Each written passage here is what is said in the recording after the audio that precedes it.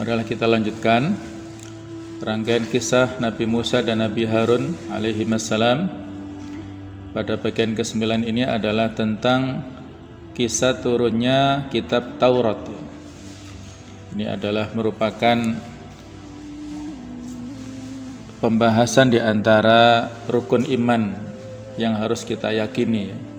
Setelah kita mengimani Allah, kemudian malaikatnya, kita mengimani kitab-kitabnya. Di antara kitab samawi yang wajib kita imani adalah kitab Taurat. Kitab Taurat ini diturunkan pada abad ke-12 sebelum Masehi, yang diwahyukan kepada Nabi Musa di Bukit Sinai atau Sinai. Nama Taurat berarti hukum atau syariat.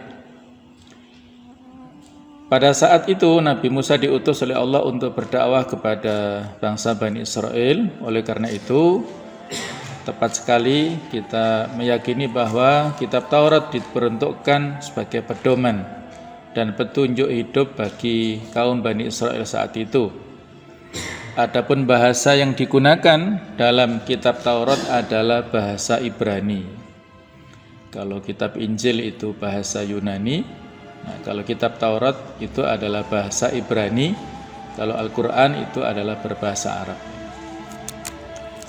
Dalil tentang kitab Taurat ini diantaranya adalah surat Al-Mu'minun ayat 49.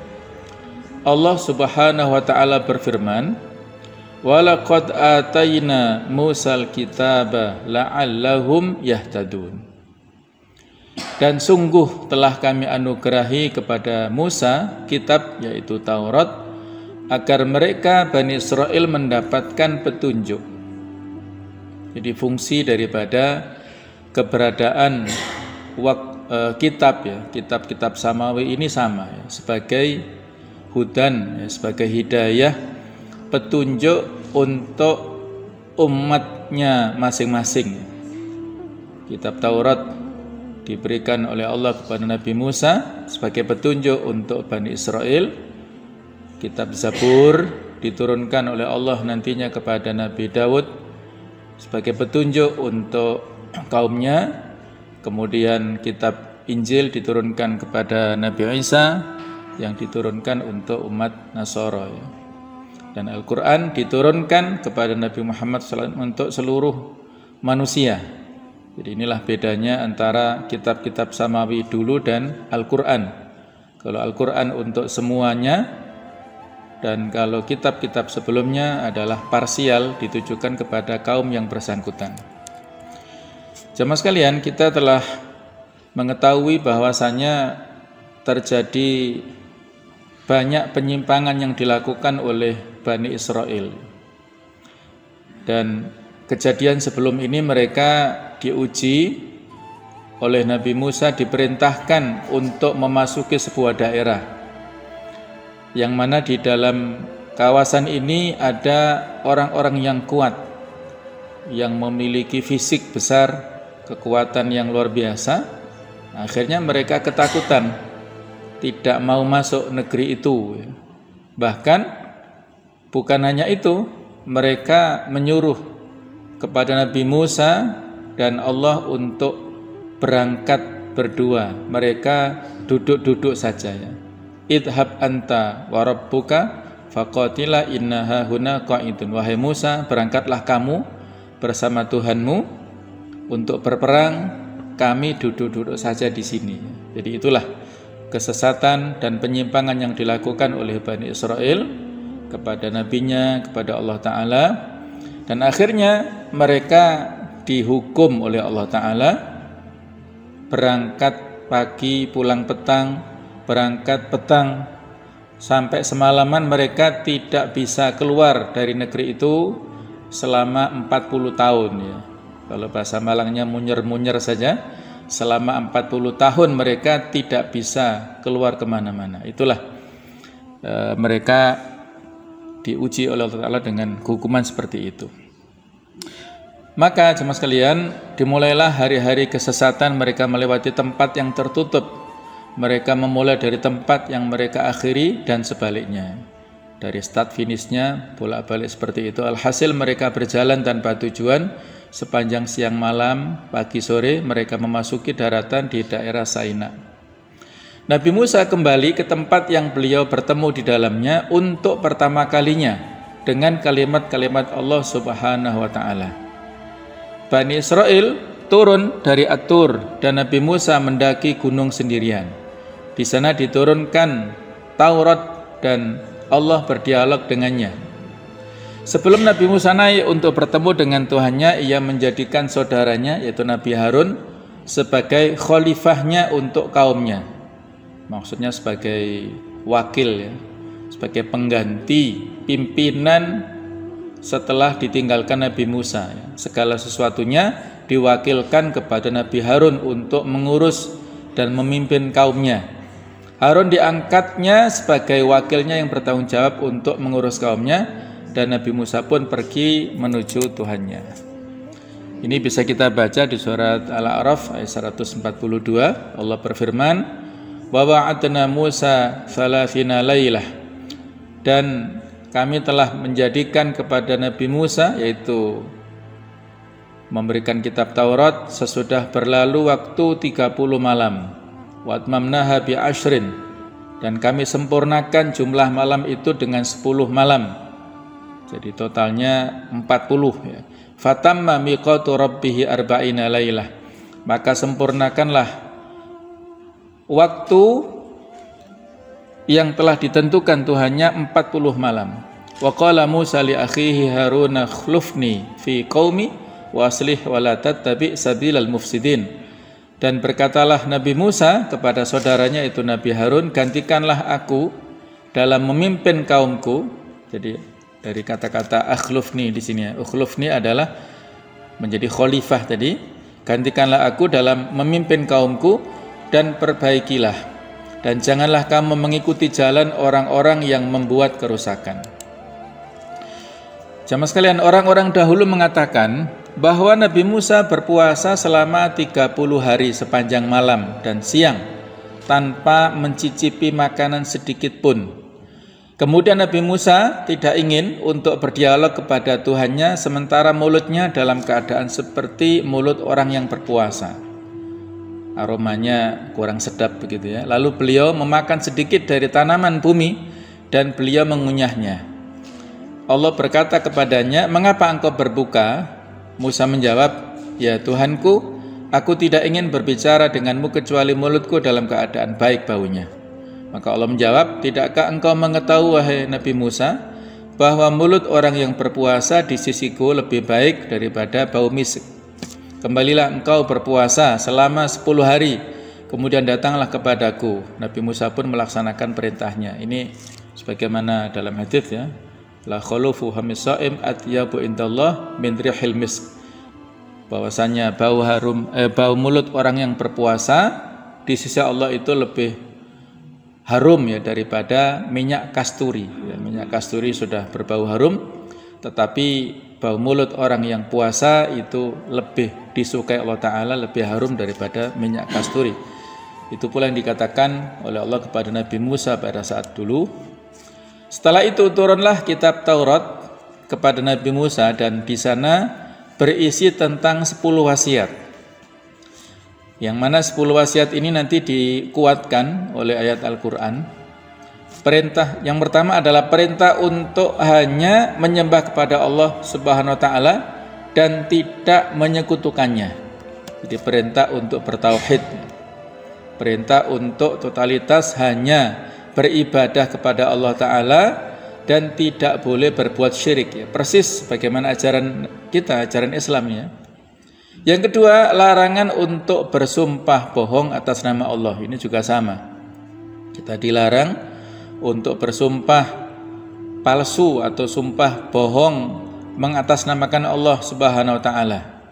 Kalau sumpah atas nama Allah itu harus kita tepati ya, tidak boleh dijadikan sebagai persaksian palsu atau sebagai bahan candaan ya. Kita bersumpah atas nama Allah harus kita tepati.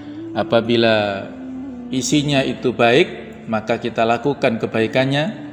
Tapi kalau biasanya itu nazar ya, Apabila misalnya ada suami istri yang sudah lama ya menikah tidak punya keturunan, sudah ikhtiar ke sana kemari ya belum ada hasil, maka mereka berdua bernazar ya kalau diberikan keturunan akan melakukan begini begitu. Nah, itu nazar yang baik ya.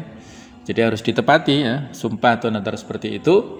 Kalau isinya maksiat, maka ya dibatalkan sumpahnya, tapi harus ada kafaratnya. Ya, membatalkan sumpah yang maksiat itu harus ya, dan harus ada kafaratnya, yaitu dengan memberi makan atau pakaian kepada 10 orang fakir miskin, atau juga memerdekakan budak. Kalau tidak mampu, tidak ketemu, maka bisa diganti dengan puasa 3 hari. Itulah kafarat sumpah atau kafarat nadar juga sama.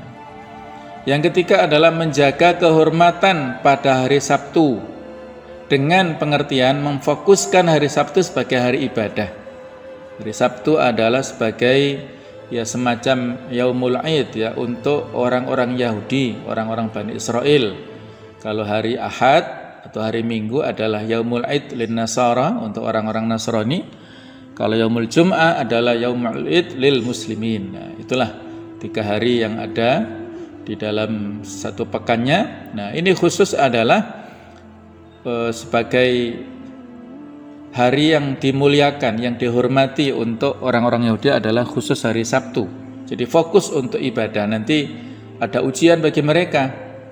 Ujian tidak boleh mengambil ikan pada hari Sabtu, ternyata akhirnya mereka melanggarnya dan mereka dikutuk menjadi kera ya, atau monyet. Nah, itulah pelanggaran dari Bani Israel. Yang keempat adalah perintah untuk menghormati ayah ibu. Ini juga sama di ajaran kita adalah birrul walidain, berbuat baik dan menghormati kepada ayah ibu kita. Yang kelima, menyadari bahwa Allah Subhanahu wa taala yang dapat memberi dan membagi. Artinya Allah sebagai Ar-Razzaq, satu-satunya zat yang bisa memberikan segala sesuatu yang kita minta. Maka kita hanya memohon kepada Allah. Allahumma la mani alima ataita wala mu'tiya lima mana'ta wala yanfa'u dzal jati minkal jatu. Itu wirid yang biasa kita ucapkan setelah sholat fardu ya. Itu menegaskan la mani alima ataita, tidak ada satupun zat yang menahan, mampu menghalangi apapun yang engkau beri, wala mu'tiya lima mana'ta, dan tidak ada satupun zat yang mampu memberi apapun yang engkau halangi, wala yanfa'u dzal jati, tidak ada satupun yang sanggup memberikan kemuliaan ya mingkal jatuh. Kemuliaan itu hanya didapatkan dari Allah Subhanahu wa taala saja ya. Nah, itulah tentang memberi dan membagi ini. Yang keenam adalah janganlah engkau membunuh. Ini juga sama ya. Tidak boleh kita membunuh, kemudian janganlah berzina, janganlah engkau mencuri. Inilah dosa-dosa besar yang juga dilarang untuk umat Islam. Yang kesembilan, janganlah memberikan kesaksian yang palsu. Kesaksian yang palsu pada saat dibutuhkan di peradilan, kita menyaksikan sesuatu tapi tidak kita sampaikan seperti fakta untuk melindungi kepada tersangka ataupun terdakwa misalnya. Nah, di sini kita harus menyampaikan secara sebenarnya, tidak boleh berbohong ya. Kemudian ke-10, jangan engkau merasa tertipu atau terpikat kepada rumah temanmu atau istrinya atau budaknya atau sapinya atau keledainya. Jadi di sini kaitannya dengan harta dunia ya. Tidak boleh tertipu ataupun terpikat kepada sesuatu yang bukan milik kita. Apakah itu rumahnya ataukah fasilitas yang dimiliki oleh orang-orang yang ada di sekitar kita. Nah, itu kita tidak boleh ya. Kita menisbatkan semuanya itu hanya kepada Allah Subhanahu wa taala saja. Ketika kita melihat sesuatu yang silau atau yang menjadikan kita itu terpana, maka etikanya kita mengucapkan Masya Allah la quwata illa billah ya. Itu seperti di surat Al-Kahfi ya. Pada saat kita memasuki segala sesuatu, melihat sesuatu yang mengherankan, maka kita kembalikan itu kepada masyiatullah.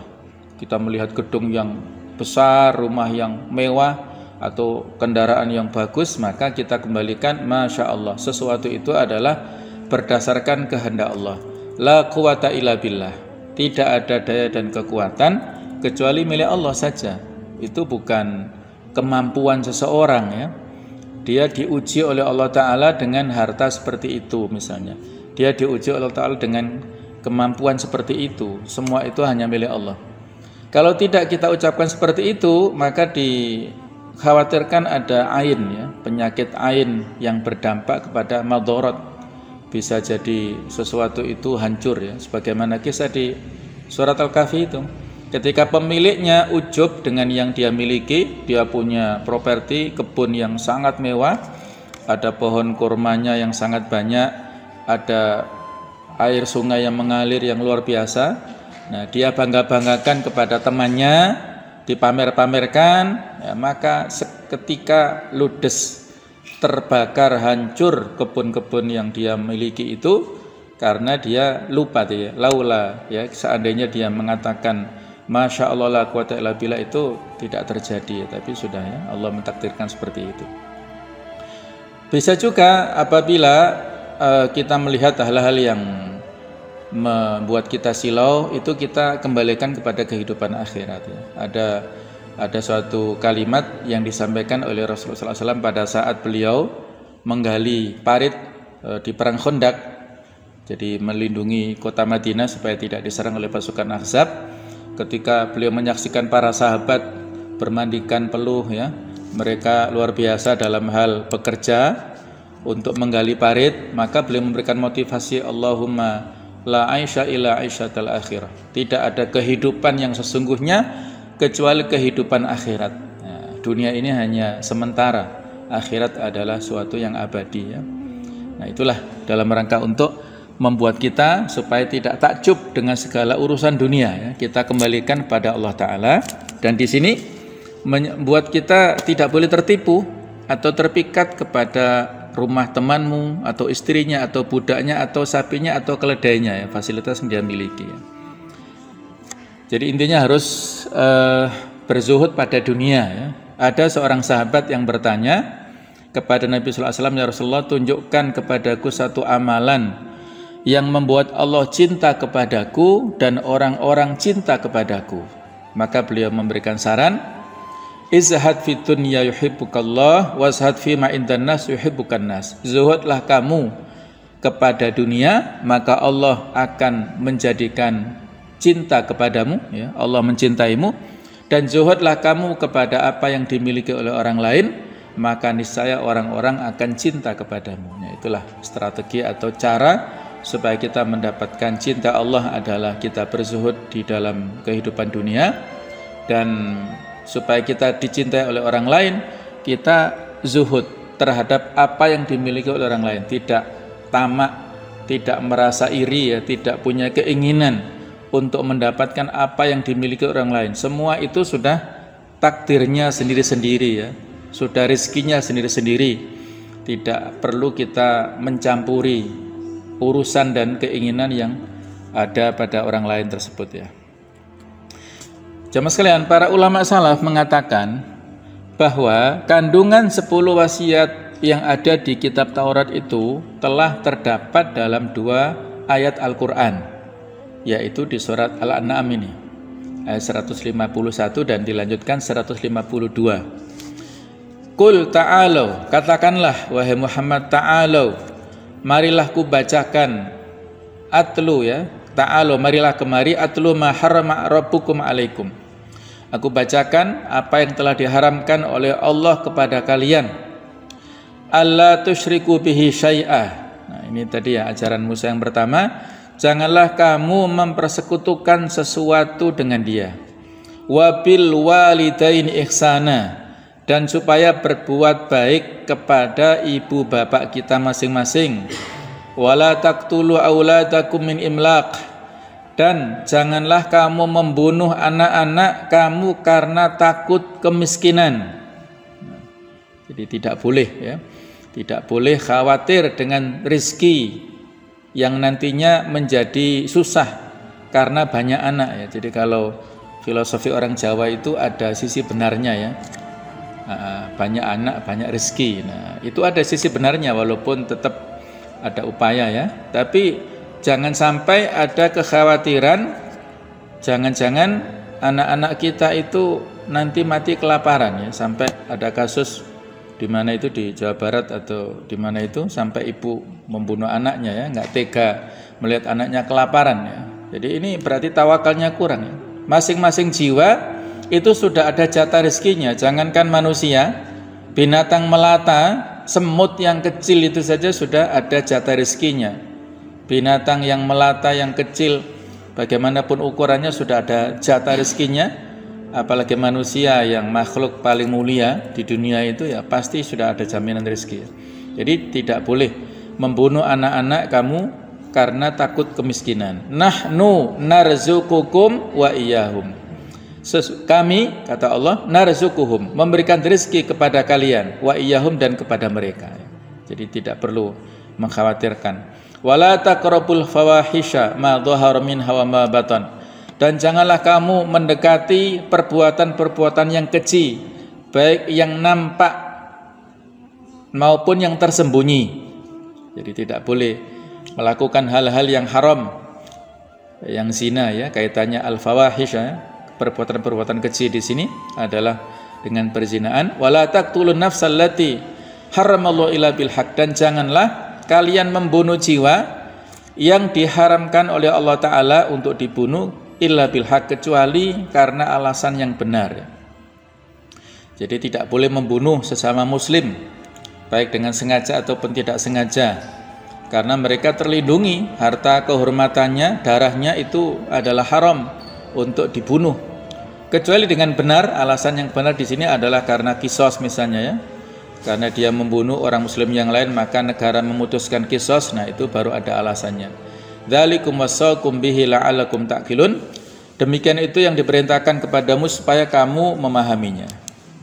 Dilanjut ayat 152, wala taqrabu malal yatimi illa billati ahsanu hatta yablugha asyuddah. Dan janganlah kamu dekati harta anak yatim kecuali dengan cara yang lebih bermanfaat. Artinya kalau anak yatim yang masih belum balik, belum mampu memanage harta peninggalan orang tuanya, kemudian walinya diserai, maka harus amanah, tidak boleh korupsi ya dalam hal itu ya. Jadi tidak boleh memanfaatkan keluguan anak yatim yang masih kecil itu. Nah, hatta yablugha asyuddah, sampai dia dewasa baru kita kembalikan, tidak boleh ada pengurangan. Wa auful kaila wal mizana bil qist. Dan sempurnakanlah takaran dan timbangan dengan adil. La nukallifu nafsan illa wus'aha. Kami tidak memikulkan beban kepada seorang melainkan sekedar kesanggupannya. Wa idza qultum fa'dilu. Apabila kalian mengatakan maksudnya fa'dilu, maka berbuat adilah. Walau kana dza qurba. Walaupun kepada kerabat ya. Harus bersikap objektif. Tidak boleh berat sebelah ya, tidak boleh dalam hal ini tidak adil ya. Wa bi ahdillahi aufu, dan penuhilah janji Allah. Dzalikum wasaqum bihi la'allakum tadhakkarun. Yang demikian itu diperintahkan Allah kepadamu agar kamu ingat ya. Jadi jamaah sekalian, inilah keterkaitan antara 10 wasiat yang diberikan Allah kepada Nabi Musa dengan ayat-ayat yang ada dalam Al-Qur'anul Karim seperti ini. Jadi karena ada wihdatu risalah, keterkaitan risalah antara Nabi dan Rasul, ajarannya juga sama. Jadi ajaran-ajaran yang kaitannya banyak di sini dengan masalah etika, masalah adab ya. Jadi kalau soal akidah, kemudian soal akhlak, ini ada kesamaan yang hampir-hampir persis lah ya. Yang berbeda adalah kaitannya dengan masalah syariatnya saja ya, yaitu perundang-undangannya. Kalau soal hal-hal yang normatif itu sama. Allah Ta'ala menceritakan kepada kita bagaimana keadaan Musa ketika ia pergi untuk menemui janji dengan Tuhannya. Musa ketika berpuasa selama 40 malam bermaksud untuk lebih mendekat kepada Tuhannya. Ketika Allah berdialog dengannya, maka Musa merasakan cinta yang semakin bergelora kepada Tuhannya. Kami tidak mengetahui perasaan apa yang ada di hati Musa ketika ia meminta kepada Tuhannya agar dapat melihatnya. Seringkali cinta yang ada di dalam manusia mendorong dirinya untuk meminta sesuatu yang mustahil.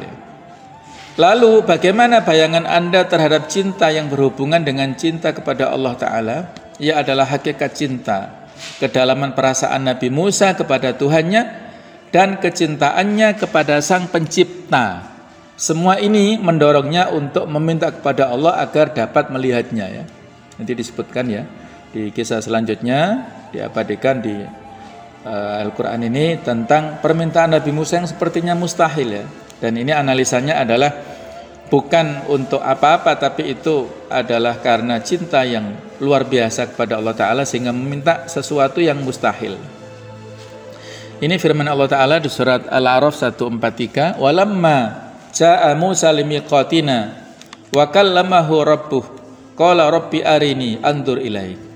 Dan tatkala Nabi Musa datang untuk bermunajat dengan kami pada waktu yang telah kami tentukan ya, limiqatina, pada miqat ya, miqat pada waktu yang telah ditentukan memenuhi panggilan Allah Ta'ala, wa kallamahu rabbuhu, dan Allah telah berfirman langsung kepadanya.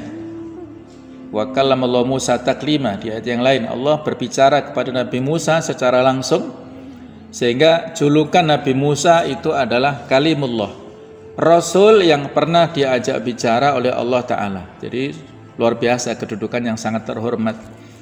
Maka saat itu Nabi Musa memohon sesuatu yang berlebihan ini ya. Qala rabbi arini andur ilaik. Ya Allah, wahai Rabbku, wahai Tuhanku, arini, tunjukkanlah, tampakkanlah kepadaku, andur ilaik, aku supaya bisa melihat engkau.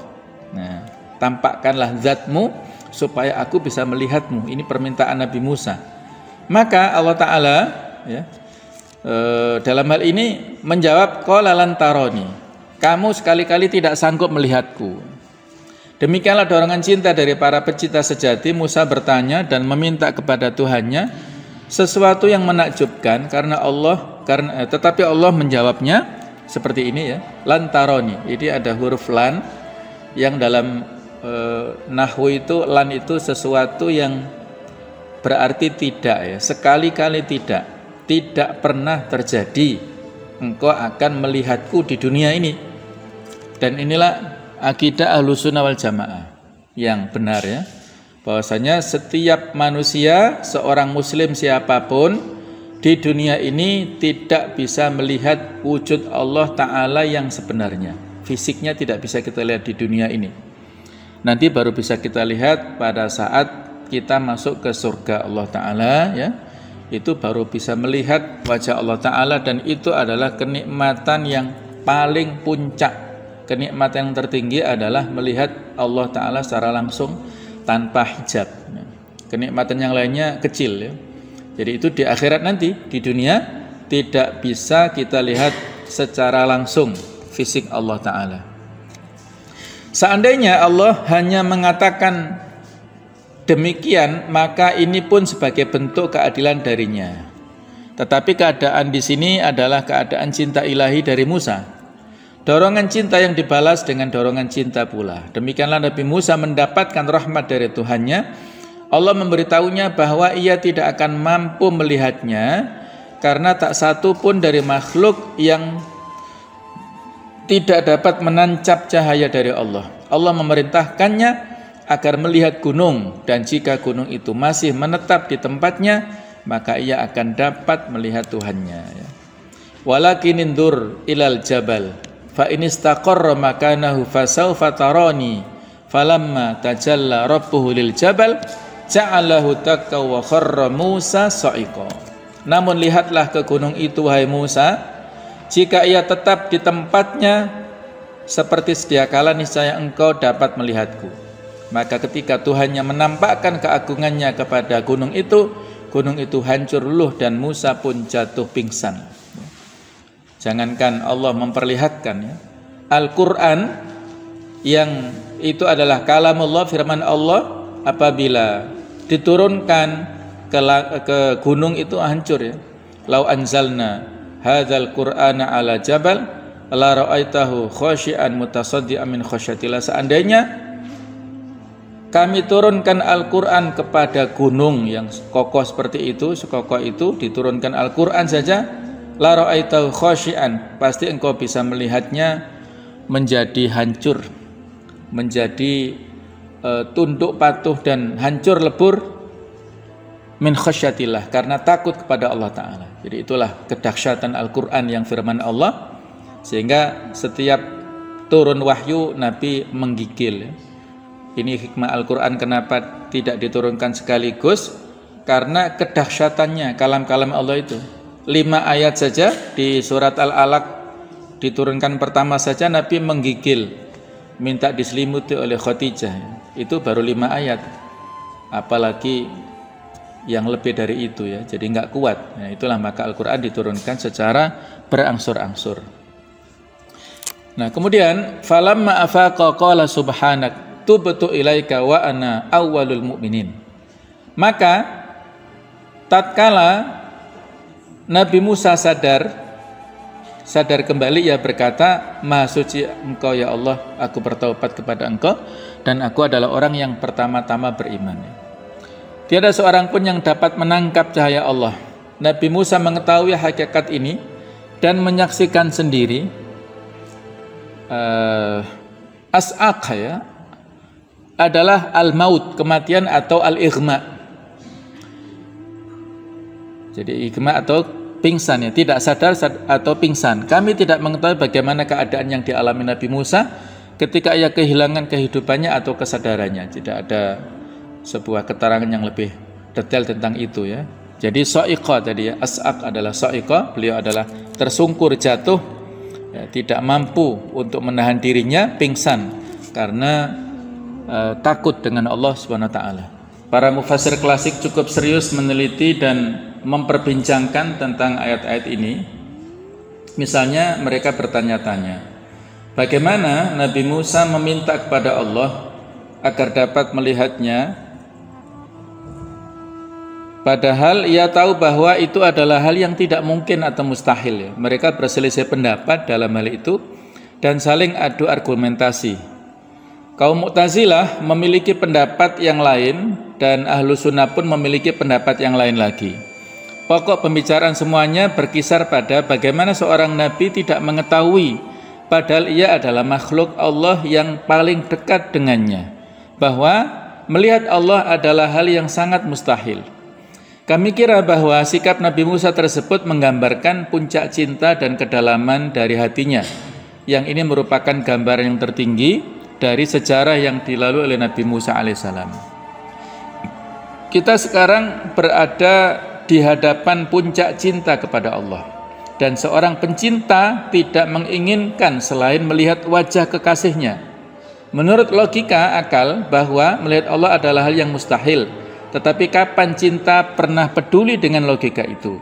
Nabi Musa terdorong untuk mendapatkan pengalaman baru, yaitu suatu pengalaman yang kayaknya ia sengaja melakukannya untuk mewakili kita semua.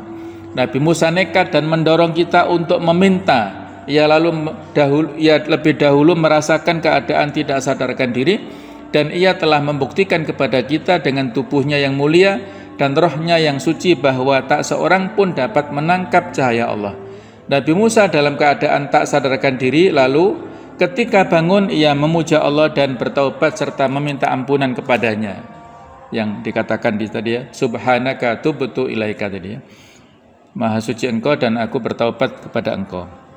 Mengapa Nabi Musa bertaubat? Orang-orang sufi berkata, ia bertaubat dari dorongan cinta yang besar, di mana ia meminta sesuatu yang mustahil padahal ia menyadari itu adalah mustahil.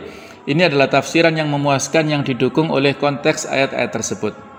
Perhatikanlah ayat-ayat tanda kebesaran Allah Ta'ala dan bagaimana dia mengingatkan Musa terhadap apa-apa yang diterimanya dari berbagai macam nikmat.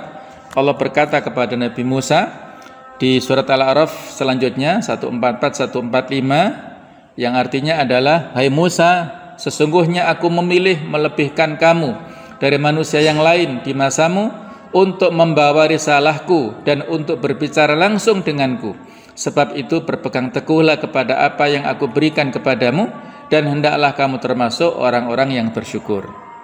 Dan telah kami tuliskan untuk Musa pada lauh-lauh yaitu Taurat segala sesuatu sebagai pelajaran dan penjelasan untuk segala hal. Maka kami berfirman, berpegang teguhlah kepadanya dan suruhlah kaummu berpegang kepadanya dengan sebaik-baiknya. Aku akan memperlihatkan kepadamu negeri orang-orang fasik. Ini ada sebuah analisa dari para ahli tafsir ya tentang posisi Nabi Musa yang seolah-olah tadi adalah dilebihkan posisinya ya. Nah, itu adalah di sini perlu dijelaskan ya. Dilakukan perbandingan antara Nabi Musa dan nabi-nabi yang lain, dikatakan bahwa pemilihan ini dikhususkan hanya kepadanya di zamannya saja dan tidak berlaku di zaman sebelumnya, karena pada saat sebelumnya ada Nabi Ibrahim yang lebih mulia juga daripada Nabi Musa, kemudian juga tidak berlaku sesudahnya karena ada Nabi Muhammad. Kami ingin menghindari perdebatan ini bukan karena kami percaya bahwa semua nabi sama. Memang Allah memberitahu kita bahwa Dia mengutamakan sebagian nabi atau sebagian yang lain dan mengangkat derajat sebagian mereka atau sebagian yang lain. Tetapi pengutamaan ini adalah hal yang tidak boleh kita sentuh. Hendaknya kita beriman kepada seluruh nabi dan kita harus menunjukkan penghormatan kita kepada mereka semuanya ya. Di Al-Baqarah, la nufarriqu baina ahadin minhum ya. Kita tidak membeda-bedakan antara sebagian di antara mereka. Kita semuanya mengimani semua nabi dan rasul ya dengan risalah masing-masing itu. Ya.